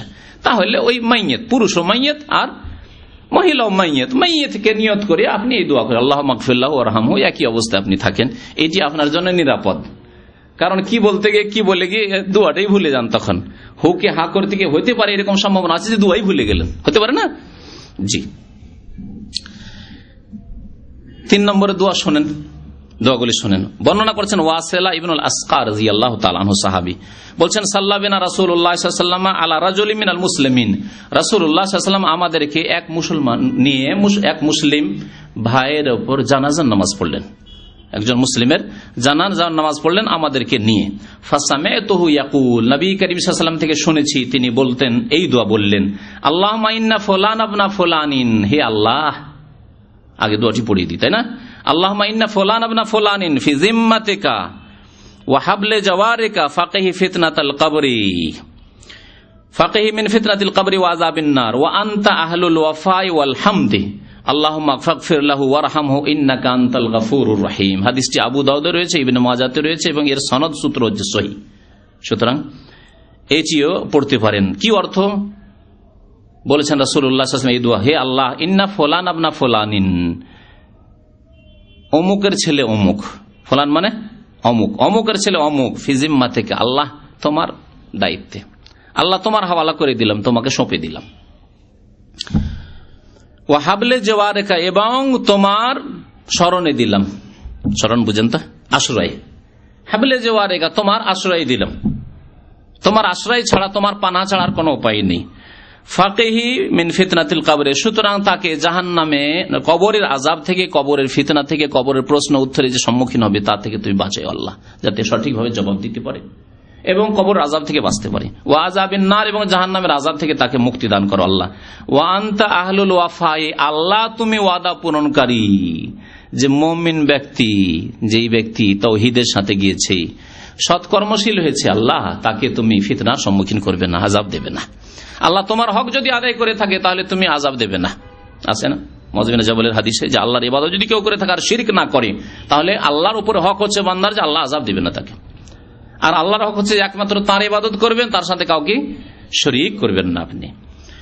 ওয়ালহামদে, আল্লাহ সমস্ত প্রশংসা তোমার। আল্লাহুম্মা ফাগফির লাহু, সুতরাং আল্লাহ তুমি তাকে মাফ করে দাও, তার উপরে রহম করো। ইন্নাকা আনতাল গফুরুর রহিম, নিশ্চয় তুমি মার্জনাকারী। হাদিসটি সহিহ। আর একটি দোয়া, 4 নম্বরের দোয়া, ইয়াজিদ ইবনে রুকানা ইবনুল মুত্তালিব সাহাবী, তিনি বর্ণনা করেছেন, কানা রাসূলুল্লাহ সাল্লাল্লাহু আলাইহি ওয়াসাল্লাম ইযা কামা লিল জানাজাতি লিইউসাল্লি আলাইহা, রাসূলুল্লাহ সাল্লাল্লাহু আলাইহি ওয়াসাল্লাম যখন জানাজায় দাঁড়াতেন, নামাজ পড়ার জন্য জানাজার, তখন আরেকটি দোয়া বলতেন, আল্লাহুম্মা আবদুকা ওয়া ইবনু আমাতিকা ইহতাজা ইলা রাহমাতিকা ওয়া আনতা গানিয়ুন আন আযাবিহি ইন কানা মুহসিনান ফাজিদ ফি হাসানাতিহি ওয়া ইন কানা মুসিআন ফাতাজাওয়াজ আনহু। আখরাজাহুল হাকিম, হাদিসটি মুস্তাদরাক হাকিমে রয়েছে এবং তিনি বলেছেন যে এর সনদ সহিহ, আর তাবরানীতে রয়েছে। অর্থ কি এই দোয়ার? নবী করিম সাল্লাল্লাহু আলাইহি ওয়াসাল্লাম দোয়া বলতেন, আল্লাহুম্মা আবদুকা, আল্লাহ এই মাইয়াত হচ্ছে তোমার বান্দা, ওয়াবনু আমাতিকা, আর তোমার বান্দার ছেলে আর তোমার বান্দির ছেলে, ওয়াবনু আবদিকা ওয়াবনু আমাতিকা, তোমার বান্দার ছেলে আর বান্দির ছেলে, ওর মাও তোমার বান্দি আর ওর আব্বাও তোমার বান্দা। ইহতাজা ইলা রাহমাতিকা, এখন তোমার রহমতের মুখাপেক্ষী হয়েছে, মরে গেছে, আর কেউ দয়া করার নেই। পৃথিবীতে থাকলে দয়া করার ছিল, কেউ দয়া করে দান করে দিল, একবার খেতে দিয়ে দিল, কেউ কিছু টাকা পয়সা দিয়ে দিল, বাড়ি ঘর নেই একটু বাড়ি তৈরি করে দিল, আছে না, জমি জায়গা নেই, কেউ দিয়ে দিল ভিটে মাটি, যাও আমার অনেক জমি আছে বাড়ি বাঁধো। তাহলে দুনিয়াতে পৃথিবীতে ঘর বাড়ি করার জন্য, সুখ শান্তির জন্য অনেকেই সাহায্য সহযোগিতা করার আছে, কিন্তু আল্লাহ এমন অবস্থায় সে পৌঁছেছে মাইয়েত, যেখানে ইহতাজা ইলা রাহমাতিকা, আল্লাহ তোমার রহমতের একমাত্র মুখাপেক্ষী হয়েছে, আর কারো ক্ষমতা নেই। কিন্তু যে পীরদের বক্তব্য শুনাইলাম, আর একটা বক্তব্য শুক্রবার ইনশাআল্লাহ তাআলা হবে, সুবহানাল্লাহ, নাকি কবরেও তারা কাজ দিবে, উদ্ধার করে নিবে, লা ইলাহা ইল্লাল্লাহ, আর যাও ওই হাসরের মাঠে উদ্ধার করে নিবে। কত ভণ্ডামি কথাবার্তা। ইহতাজা ইলা রাহমাতিকা ওয়া আনতা গানিয়ুন আন আযাবিহি, আল্লাহ তাকে শাস্তি দেওয়ার তোমার কোনো প্রয়োজন নেই। আল্লাহর কি প্রয়োজন আছে? না শাস্তি দিতে হবে, না হলে আল্লাহর কাজ চলবে না। না, তুমি অপকর্ম করেছো, অন্যায় করেছো, কুফরি করেছো, শিরক করেছো, নামাজ পড়োনি, ফাসিকি করেছো, বহু কাবিরা গুনাহ করেছো, সেই জন্য আল্লাহ আযাব দিচ্ছেন। তোমার উচিত শাস্তি দেওয়া হচ্ছে, না হলে আল্লাহর আদল ইনসাফ নাই বিচার কায়েম হবে না। একজন সৎ লোককে আল্লাহ সম্মানিত করবে, অসৎকে শাস্তি দিতে হবে, এটি হচ্ছে নাই বিচারের দাবি। কিন্তু আল্লাহ তুমি তার আযাবের, তাকে শাস্তি দেওয়ার মুখাপেক্ষী নও, তাকে যে আযাব দিতেই হবে না তোমার জন্য জরুরি। ইনকানা মুহসিনান, সুতরাং আল্লাহ সে যদি সৎ কর্মশীল হয়, ভালো মানুষ হয়, এই লোকটি যার জানাজা পড়ছে, আল্লাহ যদি ভালো মানুষ হয়, ফাজির ফি হাসানাতে, আরো তার নেকিকে বৃদ্ধি করে দাও আল্লাহ, আরো বেশি নেকি দাও আল্লাহ। ওয়াইন কানা মুসিআন, আর সে যদি পাপিষ্ট গুনাহগার হয়, ফাসিক হয়, ফাতাজাওয়াজ আনহু, আল্লাহ তাকে মাফ করে দাও। তাহলে বোঝা গেল পাপিষ্ট গুনাহগার ফাসিকের জন্য কি করতে হবে? মার্জনার দোয়া করতে, আল্লাহ তাকে মাফ করে দাও। হ্যাঁ, কাফির, বেদিন, অবিশ্বাসী, মুশরিক আল্লাহর সাথে শরীক করেছে। ইয়া গাউসুল আজম মাদাদ। আজকে কয়েকটা তাবিজ আমার কাছে তরজমার জন্য এসেছে, পোস্ট অফিসের মাধ্যমে এসছে পাকিস্তান থেকে। আশ্চর্য হয়ে যাবেন সেই তাবিজে কি আছে, কত বড় বড় শিরক। বলছে কাল্লাত হিলাতি, আমার শক্তি একেবারে নেই, অসহায় হয়ে পড়েছি। ওয়ান্তা ওয়াসিলাতি, হে নবী আপনি আমার মাধ্যম। আদরেকনি ইয়া রাসূলুল্লাহ, হে আল্লাহ রসুল আমাকে উদ্ধার করুন, উদ্ধার করুন। জি, ছোট তাবিজ ছাপানো, আবার প্রিন্টেড তাবিজ। আদরেকনি ইয়া রাসূলুল্লাহ, হে আল্লাহ রসুল আমাকে উদ্ধার করুন। আর কিছু শয়তানি নাম লেখা আছে, আর তার মধ্যে লেখা আছে মদিনা, মদিনা, বাকি, বাকি, বাকির কাছে এই বাকি উদ্ধার করবে, বাকির কবরস্থান উদ্ধার করবে, মদিনা উদ্ধার করবে। আর ওই সব শয়তান জিনের নাম অথবা আরো কারো নাম, দেবী দেবতা ইত্যাদি, সেগুলি উদ্ধার করবে। আল্লাহ, এগুলি হচ্ছে এক শ্রেণীর মুসলিমদের তাবিজ, যেগুলি সম্পর্কে তাদের ধারণা, যেগুলি যদি হাতে বাঁধা থাকে, কোমরে বাঁধা থাকে বা বাড়িতে থাকে, তাহলে কোন দুশ্মনকেও ক্ষতি করতে পারবে না, বদনজর লাগবে না, বিপদ আপদ আসবে না, বালা মুসিবত আসবে না। কেমন শিরকে ডুবে আছে। তাহলে এইরকম শিরকে যদি ডুবে থাকে, আদরেকনি ইয়া রাসূলুল্লাহ, গাউসুল আজম মাদাদ, খাজা বাবা, শাইয়াল্লিল্লাহ ইত্যাদি ইত্যাদি, যদি এসব বলে তাহলে কি ঈমান থাকবে না মুশরিক হয়ে যাবে? বড় মুশরিক। সুতরাং তাদের জন্য কোনো মার্জনা নেই। আল্লাহ পাক ইরশাদ করেছেন সূরা তাওবায়, মা কানা লিন-নবী ওয়াল্লাযীনা আমানু, নবীর জন্য এবং মুমিন মুসলিমদের জন্য জায়েজ নয়, আল্লাহ বলছেন। নবীর জন্য জায়েজ নয়, আল্লাহ বলছেন। ওয়াল্লাযীনা আমানু, মুমিনদের জন্য জায়েজ নয়। আইয়াস্তাগফিরু লিল মুশরিকিন, যে তারা মুশরিকের জন্য আল্লাহর কাছে মার্জনা চাইবে, মার্জনা কামনা। আল্লাহ এই লোককে মাফ করে দাও যে কবরে সিজদা করেছে। গাউসুল আজম মাদাদ তার বাড়িতে লেখা ছিল, তার বাসে ট্রেনে লেখা ছিল, তার তাবিজ ছিল, আর তার জন্য দোয়া করবে। ওয়ালাউ কানু উলি কুরবা, যদিও নিকটাত্মীয় হোক না কেন। মিন বাদে মা তাবায়্যানা লাহুম আন্নাহুম আসহাবুল জাহিম, এটা স্পষ্ট হয়ে যাওয়ার পরে যে তারা এই জাহান্নামী হয়ে মারা গেছে, অর্থাৎ এই কুফরি শিরকের অবস্থায় কবর মাজার ভক্ত হয়েই মারা গেছে। হ্যাঁ, যদি তওবা সম্পর্কে জেনে নেন না শেষ জামানায় তওবা করে এনেছে, তাহলে অবশ্যই দোয়া করুন, কারণ সে মুসলিম মুমিন হয়ে গেছে। মান কানা আখিরু কালামিহি লা ইলাহা ইল্লাল্লাহ, শেষখানে যদি সত্যি সমস্ত তাগুতকে ছেড়ে দিয়ে, কবর মাজারকে ছেড়ে দিয়ে, দেবী দেবতাকে ছেড়ে দিয়ে, প্রতিমা পুতুল জিন শয়তানকে ছেড়ে দিয়ে, তাবিজকে ছেড়ে দিয়ে যদি লা ইলাহা ইল্লাল্লাহ, আল্লাহ ছাড়া কে সত্য মাবুদ নেই, সবকিছুর মালিক একমাত্র আল্লাহ এবং সমস্ত ইবাদতের হক একমাত্র আল্লাহ পাক রাখেন, তাহলে শেষখানে যদি আল্লাহ এই তৌফিক দেন, বিশ্বাসের অন্তরের বিশ্বাসের সাথে, খালেস অন্তর থেকে, খালেসা মিন কলবিহি, নবী সাল্লাল্লাহু আলাইহি ওয়াসাল্লাম বলেছেন দাখালাল জান্নাত, ইনশাআল্লাহ তাআলা জান্নাতে যাবে। তো ওই দুয়াটির কথা বলছিলাম যে এই দোয়া, আল্লাহ যদিও পাপী হয়, মদখোর মুসলমান হোক না কেন, জি চোর মুসলমান হোক না কেন, যতই কাবিরা গুনাহ হোক না কেন, দোয়া করতে হবে আল্লাহ ওয়াইন কানা মুসিয়ান, আল্লাহ যদি পাপিষ্ঠ হয় তবুও তাকে মাফ করে দাও। আরেকটি দোয়া আছে, আবু দাউদে রয়েছে, কিন্তু সেই দোয়াটি জয়ীফ। জয়ীফ দোয়া যদি হয় তাহলে নবী সাল্লাল্লাহু আলাইহি ওয়াসাল্লাম থেকে প্রমাণিত এই ইয়াকিন, এই বিশ্বাস না রেখে যদি অর্থ ভালো হয় দোয়া করতে পারেন। মাসলাটি ভালো করে শুনে রাখবেন। আপনি এই বিশ্বাস এতেকাদ রাখবেন না যে এটি নবী সাল্লাল্লাহু আলাইহি ওয়াসাল্লামের দোয়া, কারণ হাদিস সূত্র দুর্বল, তবে দোয়ার অর্থ ভালো, সুতরাং আল্লাহ পাকের কাছে এইরকম দোয়া করতে পারেন। এই দোয়াটি আমার ওস্তাদ, যিনি আমাকে বুখারী পড়িয়েছিলেন, প্রথম যখন দাওরা হাদিস ফারেগ হই তখন তার কাছ থেকে জানাজা নামাজ, অনেকবারই তার পেছনে জানাজা পড়েছি, আর খুব মুরব্বী বয়স্ক মানুষ ছিলেন, প্রায় 40 বছর থেকে তিনি বুখারী পড়াচ্ছিলেন। আমরা মনে হয় 40 বছরের বছর আমরা ফারিগ হইলাম তার কাছ থেকে। তো তিনি এই দোয়াটি পড়তেন। আমাদের দেশের বড় বড় আলেমরাও সহিহ জয়ীফের পার্থক্য রাখেন না, কারণ এই সাবজেক্ট সহিহ জয়ীফের এই উসুলে হাদিস আমাদের দেশে হক আদায় করে পড়া হয় না।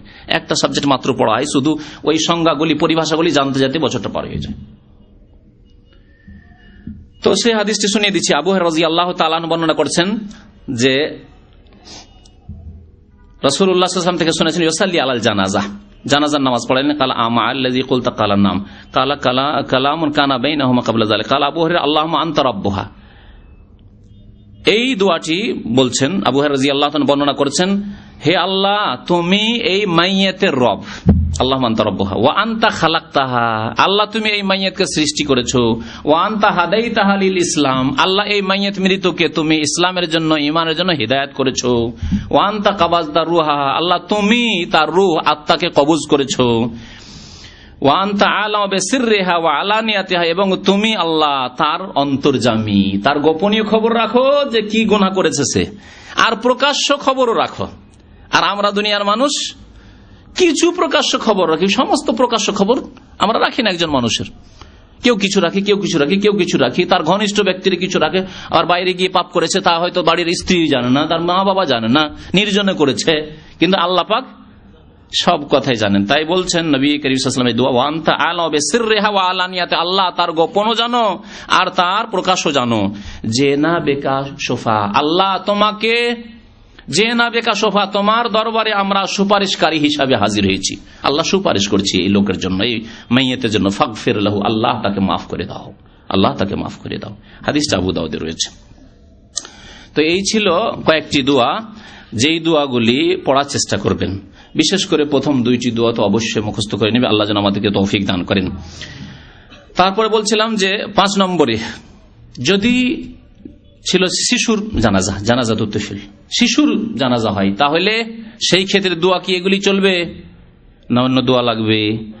সুন্নত হচ্ছে শিশুর ক্ষেত্রে, যেহেতু শিশু মাসুম, নাবালক ছেলে বা নাবালক মেয়ে এখনো সাবালক হয়নি, তাদের জন্য মার্জনা কামনা করার কোনো যুক্তি নেই, কারণ তারা নিষ্পাপ। আল্লাহ মাগফির হাইয়ানা মাইয়াতানা বলবেন, প্রয়োজন নেই। আল্লাহ মাগফিরলাহু ওয়ারহামহু বলবেন দ্বিতীয় দোয়া, প্রয়োজন নেই, কারণ তার তো গুনাহ নেই। তাহলে কি করতে হবে? নবী করিম সাল্লাল্লাহু আলাইহি ওয়াসাল্লামের আদেশ যে তার মাতা পিতা যারা শোকে ভেঙে পড়েছে নাবালক ছেলের ইন্তেকাল বা মেয়ের ইন্তেকালে, তাদের জন্য দোয়া করো। এই দোয়াটি আপনাদেরকে শোনায়। নবী করিম সাল্লাল্লাহু আলাইহি ওয়াসাল্লামের আদেশ বলছেন, আর রাকিব ইয়াসিরু খালফাল জানাজা, যারা সওয়ার হয়ে থাকবে আর জানাজা যাচ্ছে রাস্তা দিয়ে, তারা পিছনে থাকবে, পিছনে থাকবে। আর যারা পায়ে হেঁটে যাচ্ছে তারা পিছনে থাকবে, সামনেও থাকতে পারে, ডানেও থাকতে পারে, বামেও থাকতে পারে। এই মাসলায় বড় ইখতিলাফ আছে। অনেক আলেমদের মত যে প্রথম দিকে নবী সাল্লাল্লাহু আলাইহি ওয়াসাল্লাম এই আদেশ করেছিলেন, তারপরে জানাজার আগেও যাওয়া যেতে পারে। গাড়ি ধরেন আগে চলে যাচ্ছে, জানাজা যে গাড়িতে ছিল শহরে বিশেষ করে, ওই গাড়ি পিছনে জামে থেকে গেল, আপনি আগে চলে গেলেন, দোষ নেই। এই হুকুমগুলি ছিল প্রথম দিকে। ওয়াসিকতু ইউসাল্লা আলাইহি, আর যেই বাচ্চা অসম্পূর্ণ পেটে, মায়ের পেটে অসম্পূর্ণ কি হয়ে গেল, নষ্ট হয়ে গেল, 4 মাসের উপরে যদি চলে যায়, কারণ 120 দিন হলে আল্লাহ কি দিয়ে দেন, রূহ, আত্মা দিয়ে দেন। তাহলে যখন প্রাণ চলে এসছে তারপরে যদি বাচ্চা নষ্ট হয়, তাহলে তার জানাজা পড়তে হবে। ওয়ায়ুদ আলে ওয়ালিদাইহি, আর কি বলছেন নবী সাল্লাল্লাহু আলাইহি ওয়াসাল্লাম, যেটি আমাদের আজকের মাসলা, তার মাতা পিতার জন্য দোয়া করতে হবে, তার মাতা পিতার জন্য দোয়া করতে হবে। এখানে শিখতে রয়েছে মায়ের পেট থেকে অসম্পূর্ণ বাচ্চা যদি নষ্ট হয়ে যায়, এই কথা বলা হচ্ছে। আর একটি রিওয়ায়াত রয়েছে কিসের দোয়া করতে হবে, বিল মাগফিরাতি ওয়ার রাহমাহ, যে আল্লাহ তার মাতা পিতাকে মাফ করে দাও, মাতা পিতার উপর দয়া করো। আর একটি হাদিস রয়েছে ওয়াতিফলু ইউসাল্লা আলাইহি, সিকতের জায়গায় মায়ের পেট থেকে শুধু নষ্ট হওয়া বাচ্চা নয়, তিফল নাবালক শিশু, তার সম্পর্কে ইউসাল্লা আলাইহি, তার জানাজা পড়তে হবে। ওয়ায়ুদ আলী ওয়ালিদাইহি বিল মাগফিরাতি ওয়ার রাহমা, তার মাতা পিতার জন্য রহমত এবং আল্লাহর কাছে মার্জনা মাগফিরাতের দোয়া করতে হবে। তাহলে মাতা পিতার জন্য দোয়া করতে হবে। নাবালক ছেলে, নাসাইর হাদিস, আবু দাউদের হাদিস, তিরমিজি, ইবনে মাজার হাদিস। এই দোয়া কেমন করে করতে হবে? নবী সাল্লাল্লাহু আলাইহি ওয়াসাল্লাম থেকে এমন কিছু প্রমাণ নেই। নবী সাল্লাল্লাহু আলাইহি ওয়াসাল্লাম দোয়া করতে বলেছেন, কি ভাষায় নবী সাল্লাল্লাহু আলাইহি ওয়াসাল্লাম দোয়া করতেন শিশুদের জন্য, এরকম কোন হাদিস আসেনি। হাসান বসরি রাহমাতুল্লাহ আলাইহি, তাবেঈ, প্রখ্যাত তাবেঈ, তিনি একটি দোয়া পড়তেন যা সংক্ষেপে রয়েছে মুসান্নাফ ইবনে আবি শাইবা, মুসান্নাফ আব্দুর রাজ্জাক, এগুলি হাদিসের কিতাব, সেগুলি কিতাবে। আর যেটাকে শাইখ ইবনে বাজ রাহমাতুল্লাহ আলাইহি, এখানকার বিগত প্রধান মুফতি এবং এখানকার এখন বর্তমানে বড় আলেম একজন আল্লামা সালেহুল ফাওজান হাফেজাহুল্লাহ তাআলা, তার কিতাব মুলখাস ফিকহি, এসব কিতাবতে তারা একটু বড় করে দোয়াটি উল্লেখ করেছেন এই হাদিসের আলোকে। আল্লাহুম্মা জাআলহু ফারাতা, আল্লাহ এই শিশুকে তার মা বাবার আগেই তুমি জান্নাতে পৌঁছে দাও। আর গিয়ে অপেক্ষা করে যে আমার আব্বা আসবে, আম্মা আসবে, তো আমি যাবো জান্নাতে, আগে গিয়ে হাজির, একে ফারাত বলা হয়। আল্লাহুম্মা জাআলহু ফারাতা ওয়া যুখরান লিওয়ালিদাইহি, তার মাতা পিতার জন্য তাকে সম্পদ বানিয়ে দাও। যখর, যা টাকা পয়সা মানুষ সঞ্চিত করে রাখে যে আগামীতে জীবনে কাজ দিবে, তেমন এই বাচ্চা যে নাবালক বাচ্চা মারা গেছে, নাবালক ছেলে বা মেয়ের মারা গেছে, আল্লাহ তার মাতা পিতার জন্য একে বড় সম্মূল্যবান সম্পদ করে দাও, যাতে করে মাতা পিতাকে জান্নাতে নিয়ে যেতে পারে। ওয়া শাফিআন মুজাবান, এবং একে সুপারিশকারী বানিয়ে দাও তার মাতা পিতার জন্য, যেন সুপারিশ করে জান্নাতে নিয়ে যেতে পারে মা বাবাকে, নাবালক ছেলে নাবালিকা মেয়ে। আর তার দোয়া তুমি কবুল করো, অর্থাৎ সুপারিশ মানে দোয়া, কালকে আমাদের যখন ওই শিশু দোয়া করবে, আল্লাহ আমি আমার মাকে নিয়ে যাব, আমার বাবাকে নিয়ে যাব, আল্লাহ তুমি তার দোয়া কবুল করিও। আল্লাহুম্মা সাক্কিল বিহি মাওয়াজিনাহুমা, আল্লাহ এই শিশুর দ্বারা তার মাতা পিতার দাঁড়ি পাল্লাকে, ওই যে নেকির পাল্লাকে তুমি ভারী করে দাও। সাক্কিল বিহি মাওয়াজিনাহুমা ওয়া আযিম বিহি উজুরাহুমা, আর এই বালক দিয়ে, নাবালক শিশু দিয়ে তাদের নেকিকে তুমি বড় করে দাও, বৃদ্ধি করে দাও। ওয়ালিহিকু বিসালিহিল মুমিনিন, এবং এই শিশুকে তুমি সৎ লোক, সৎ মুমিনদের সাথে তুমি মিলিয়ে দাও, মানে তাদের সঙ্গী বানিয়ে দাও। ওয়াজআলহু ফি কিফালাতি ইব্রাহিম, এবং ইব্রাহিম আলাইহিস সালামের কেফালতে তুমি দিয়ে দাও, অর্থাৎ ইব্রাহিম আলাইহিস সালামের যেন সংসর্গ পায়। ওয়াকিহি বিরহমাতিকা আযাবাল জাহিম, এবং এই শিশুকেও আল্লাহ তোমার রহমতে জাহান্নামের আযাব থেকে বাঁচাইও। হাসান বসরি রহমতুল্লাহ আলাইহি এই দোয়াটিকে সংক্ষেপে উল্লেখ করেছেন, যা অন্যান্য আলেমরা একটু আর লম্বা করে, যেহেতু মাতা পিতার জন্য দোয়া করতে নবী সাল্লাল্লাহু আলাইহি ওয়াসাল্লাম বলেছেন, সুতরাং একটু বাড়িয়ে দোয়া করেছেন। এই ছিল দোয়া। এখন বিষয় বাকি আছে সালামের। এই দেশে আসার পরে খুব প্রশ্ন জাগে আমাদের মনে, যে জানাজার সালাম, এখানে এক সালাম, দেশে দেখি দুই সালাম, তো এক সালাম না দুই সালাম? মাসলা ইখতিলাফ রয়েছে। দুই সালামেরও হাদিস রয়েছে, এক সালামের হাদিস রয়েছে। সুতরাং এই ক্ষেত্রে আমরা বলবো যে এক সালামে যথেষ্ট, তবে দুই সালামও করা যেতে পারে। বরং আল্লামা নাসিরউদ্দিন আলবানী রহমতুল্লাহ আলাইহি তার মতে দুই সালামই হচ্ছে উত্তম, দুই দিকে সালাম করা, আর এক সালামেও যথেষ্ট হয়ে যাবে, যেমন ইমাম আহমদ বিন হাম্বল রহমতুল্লাহ আলাইহির মত। আর এই মর্মে এক সালামের বেশ কিছু হাদিস রয়েছে, যেমন দুই সালামের হাদিস রয়েছে। দুই সালামের হাদিস আব্দুল্লাহ বিন মাসউদ রাদিয়াল্লাহু তাআলা আনহু বর্ণনা করেছেন, বলেছেন যে জানাজার নামাজের সালাম হবে অন্য নামাজের মতো। আর এক সালামের হাদিসগুলো দুই একটি শুনিয়ে দিই, যাতে করে আমাদের মনের খুঁতখুঁতিটা মিটে যায়। আবু হুরায়রা রাদিয়াল্লাহু তাআলা বলছেন, আন্না রাসূলুল্লাহ সাল্লাল্লাহু আলাইহি জানাজা, নবী করিম সাল্লাল্লাহু আলাইহি ওয়াসাল্লাম এক জানাজা নামাজ পড়লেন, ফাকাব্বারা আলাইহি আরবা, চার তাকবীর দিলেন, ওয়াসাল্লামা তাসলিমাতান ওয়াহিদা, আর সালাম ফিরলেন মাত্র এক সালাম, এক সালাম ডান দিকে একটু ফিরবেন। আখরাজাহু দারাকুতনি, হাদিসে দারাকুতনি রয়েছে, হাকিমে রয়েছে, বাইহাকিতে রয়েছে। আর এর সনদ হচ্ছে হাসান, অর্থাৎ হাদিস আমলযোগ্য। এছাড়াও বেশ কিছু সাহাবাই কেরাম থেকে, আলী ইবনে আবি তালিব থেকে, আব্দুল্লাহ বিন ওমর থেকে, আব্দুল্লাহ বিন আব্বাস থেকে, জাবের ইবনে আব্দুল্লাহ থেকে, আব্দুল্লাহ বিন আবি আওফা থেকে, আবু হুরায়রা থেকে, এই সমস্ত সাহাবাই কেরাম, প্রখ্যাত সাহাবাই কেরাম সব, তারা আন্নাহুম কানু ইউসাল্লিমুনা আলাল জানাজাতি তাসলিমাতান ওয়াহিদা, তারা জানাজায় কি করতেন? তাসলিমাতান ওয়াহিদা, এক সালাম ফিরতেন। বেশ কিছু সাহাবাই কেরামরা দুই সালামও ফিরতেন বা বর্ণনা করেছেন, কিন্তু অধিকাংশ সাহাবাই কেরামদের, যে প্রখ্যাত সাহাবাই কেরামদের নাম উল্লেখ করা হইল, তারা এক সালামের উপরে যথেষ্ট করতেন। সুতরাং এক সালামও জায়েজ রয়েছে। আর দুই সালাম, অন্য আইম্মায়ে কেরামরা দুই সালাম গ্রহণ করেছেন। দুই সালামও যদি ফিরেন তো তাতেও কোনো দোষ নেই, বরং সেটা ভালো, যেমন আল্লামা নাসিরউদ্দিন আলবানী রহমতুল্লাহ আলাইহি বলেছেন। এখন সময় যথেষ্ট হয়ে গেছে, বাকি শুধু আছে এই জানাজার নামাজের রুকুন এবং শর্ত। সংক্ষেপে এই কথাগুলি বয়ান করে দিই। শুধু জানাজার নামাজের শর্ত হচ্ছে নিয়ত, আর নিয়তের সম্পর্ক অন্তরের সাথে। জানাজার নামাজের দ্বিতীয় শর্ত হচ্ছে কিবলামুখী হওয়া, লজ্জা স্থান আবৃত করা, মানে কাপড় পরে থাকতে হবে। মুসাল্লি এবং যেই জায়গায় নামাজ পড়ে সেসব জায়গায় পাক থাকা, মুসাল্লির কাপড় পাক থাকা, নাপাকি থেকে পবিত্র থাকা। তারপরে যেই ব্যক্তি জানাজার নামাজ পড়বে তার মুসলমান হওয়া শর্ত, আর যার জানাজা পড়বে তার মুসলমান হওয়া শর্ত। আজকাল বড় বড় নেতাদের, রাষ্ট্রপতিদের জানাজায় অংশ নেয় অনেক কাফের আসে না, তারাও যদি বলে আমরাও জানাজা পড়বো, না, এই জানাজা হবে না, জানাজা তাদের জানাজা হবে না। আচ্ছা, আবার অনেক কাফের নেতাদের ভিজিটে যায়, জিয়ারতে যায় মুসলিম নেতারা, হ্যাঁ, মৃত্যু দিবসে সেখানে গিয়ে শেষ বিদায় অবস্থায় গিয়ে পৌঁছেছে। তাহলে যদি মনে করে যে আমরা মুসলমান অনেকগুলি নেতা জমা হয়েছি, তো এই অমুসলিম হইলে কি হবে, আমাদের তো বন্ধু ছিল, হ্যাঁ, আর মিত্র দেশ, আজকাল মিত্র দেশ তো জানেনি, তো জানাজা পড়েনি যদি কেউ বলে। নেতারা আজকাল অধিকাংশ নেতাদের অবস্থা তো দিন সম্পর্কে জ্ঞানী তো তাদের কম, যদি করে জায়েজ হবে না? জায়েজ নাই, জায়েজ নাই। আল্লাহ বলছেন ওয়ালা তাকুম আলা কবরি, তার কবর কাছেও দাঁড়াবেন না। আয়াত ভুলবেন না, সূরা তওবার আয়াত, না? জি। আর ওয়ালা তুসাল্লি আলা আহাদিম মিনহুম, যারা কুফর অবস্থায় মারা গেছে তাদের জানাজাও পড়বেন, আল্লাহ নিষেধ করেছেন, হারাম। কোরআন খানি করে, জি। ভারতে অনেক মুসলিম নেতারা কাফেরদের কোরআন খানি করতে যায়, মানে মোল্লা টুল্লাদেরকে সাথে নিয়ে কোরআন খানি করায়।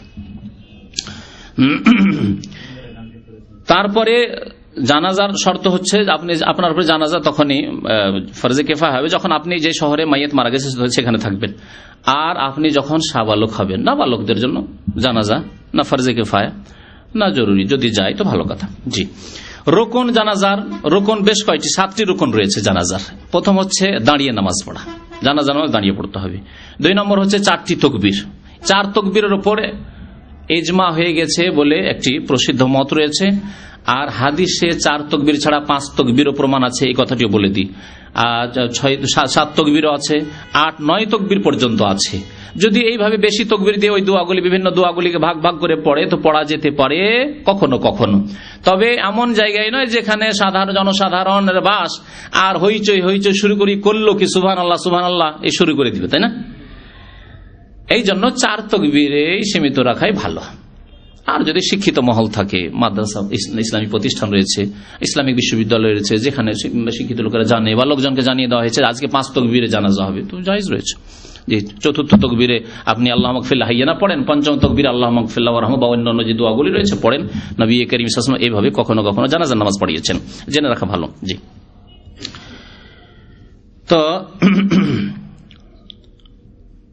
2 নম্বরে ছিল 4 তাকবীর জানাজার রুকুন, মানে জানাজা হবে না এগুলি না করলে। সূরাতুল ফাতিহা, সূরা ফাতিহা পাঠ করা হচ্ছে রুকুন 3 নম্বর। 4 নম্বরে হচ্ছে নবী সাল্লাল্লাহু আলাইহি ওয়াসাল্লামের দরুদ পেশ করা, আল্লাহুম্মা সাল্লি আলা মুহাম্মাদ আল্লাহুম্মা বারিক আলা মুহাম্মাদ ইন্নাকা হামিদুম মাজিদ পর্যন্ত যা বলা হলো। মাইয়াতের জন্য দোয়া করা, এটি হচ্ছে রুকুন 5 নম্বর। 6 নম্বর হচ্ছে এই তরতিবের সাথে নামাজ পড়া, আগপিছ করে নয় যে প্রথমখানি দোয়া করে নিলেন, শেষে সূরা ফাতিহা বা শেষে আল্লাহুম্মা সাল্লি আলা মুহাম্মাদ, এরকম করলে হবে না। তারপরে 7 নম্বরের রুকুন হচ্ছে সালাম ফেরা, 1 সালাম ফেরা অথবা 2 যেমন বলা হলো। এছাড়া বেশ কিছু সুন্নত রয়েছে, সুন্নতগুলি আপনাদের সামনে সংক্ষেপে বয়ান করে দিই। প্রত্যেক তাকবীরে রফুল ইয়াদাইন করা, যারা রফুল ইয়াদাইনকে সুন্নত বলেছেন। আউযু বিল্লাহ পড়া, বিসমিল্লাহ পড়া, নিজের জন্য এবং মুসলিম ভাইদের জন্য দোয়া করা, এবং এই যে তিলাওয়াত হবে সূরা ফাতিহা পাঠ করবেন উচ্চ স্বরে না মনে মনে? মনে মনে পড়াই সুন্নত, যেটি হচ্ছে সুন্নত। এবং 4র্থ তাকবীরের পরে একটু বিরতি দাও, সামান্য কিছুক্ষণ বিরতি দেন, তারপরে সালাম ফেরেন। আর 6 নম্বরের সুন্নত হচ্ছে ডান হাতকে বাম হাতের উপর রেখে বুকের উপর আলা সাদরি, বুকের উপর রাখা। আর 7 নম্বরের সুন্নত হচ্ছে সালাম ফেরার সময় ডান দিকে একটু কাত হওয়া। জি, আল্লাহ পাক রব্বুল আলামিন যেন আমাদেরকে কোরআন এবং হাদিসের কথা বোঝার এবং তার প্রতি আমল করার তৌফিক দান করেন। আল্লাহ যেন আমাদের গুনাহ খাতা মাফ করে দেন, নেক আমলের তৌফিক দান করেন। আল্লাহ যেন আমাদেরকে যতদিন দুনিয়াতে রাখবেন সুস্থ রাখেন, নেক আমলের উপর রাখেন, ঈমান এবং সৎকর্মশীল করে রাখেন। আর যখন আমাদের ওয়াফাত দান করবেন আল্লাহ যেন কালিমা লা ইলাহা ইল্লাল্লাহ মুহাম্মাদুর রাসূলুল্লাহর শাহাদাত দানের জন্য তৌফিক দান করেন। আমিন ইয়া রাব্বাল আলামিন। রব্বানা আতিনা ফিদ দুনিয়া হাসানাহ ওয়া ফিল আখিরাতি হাসানাহ ওয়া কিনা আযাবান নার। ওয়া সাল্লাল্লাহু আলা নাবিয়িনা মুহাম্মদ ওয়া আলা আলিহি ওয়া সাহবিহি আজমাইন।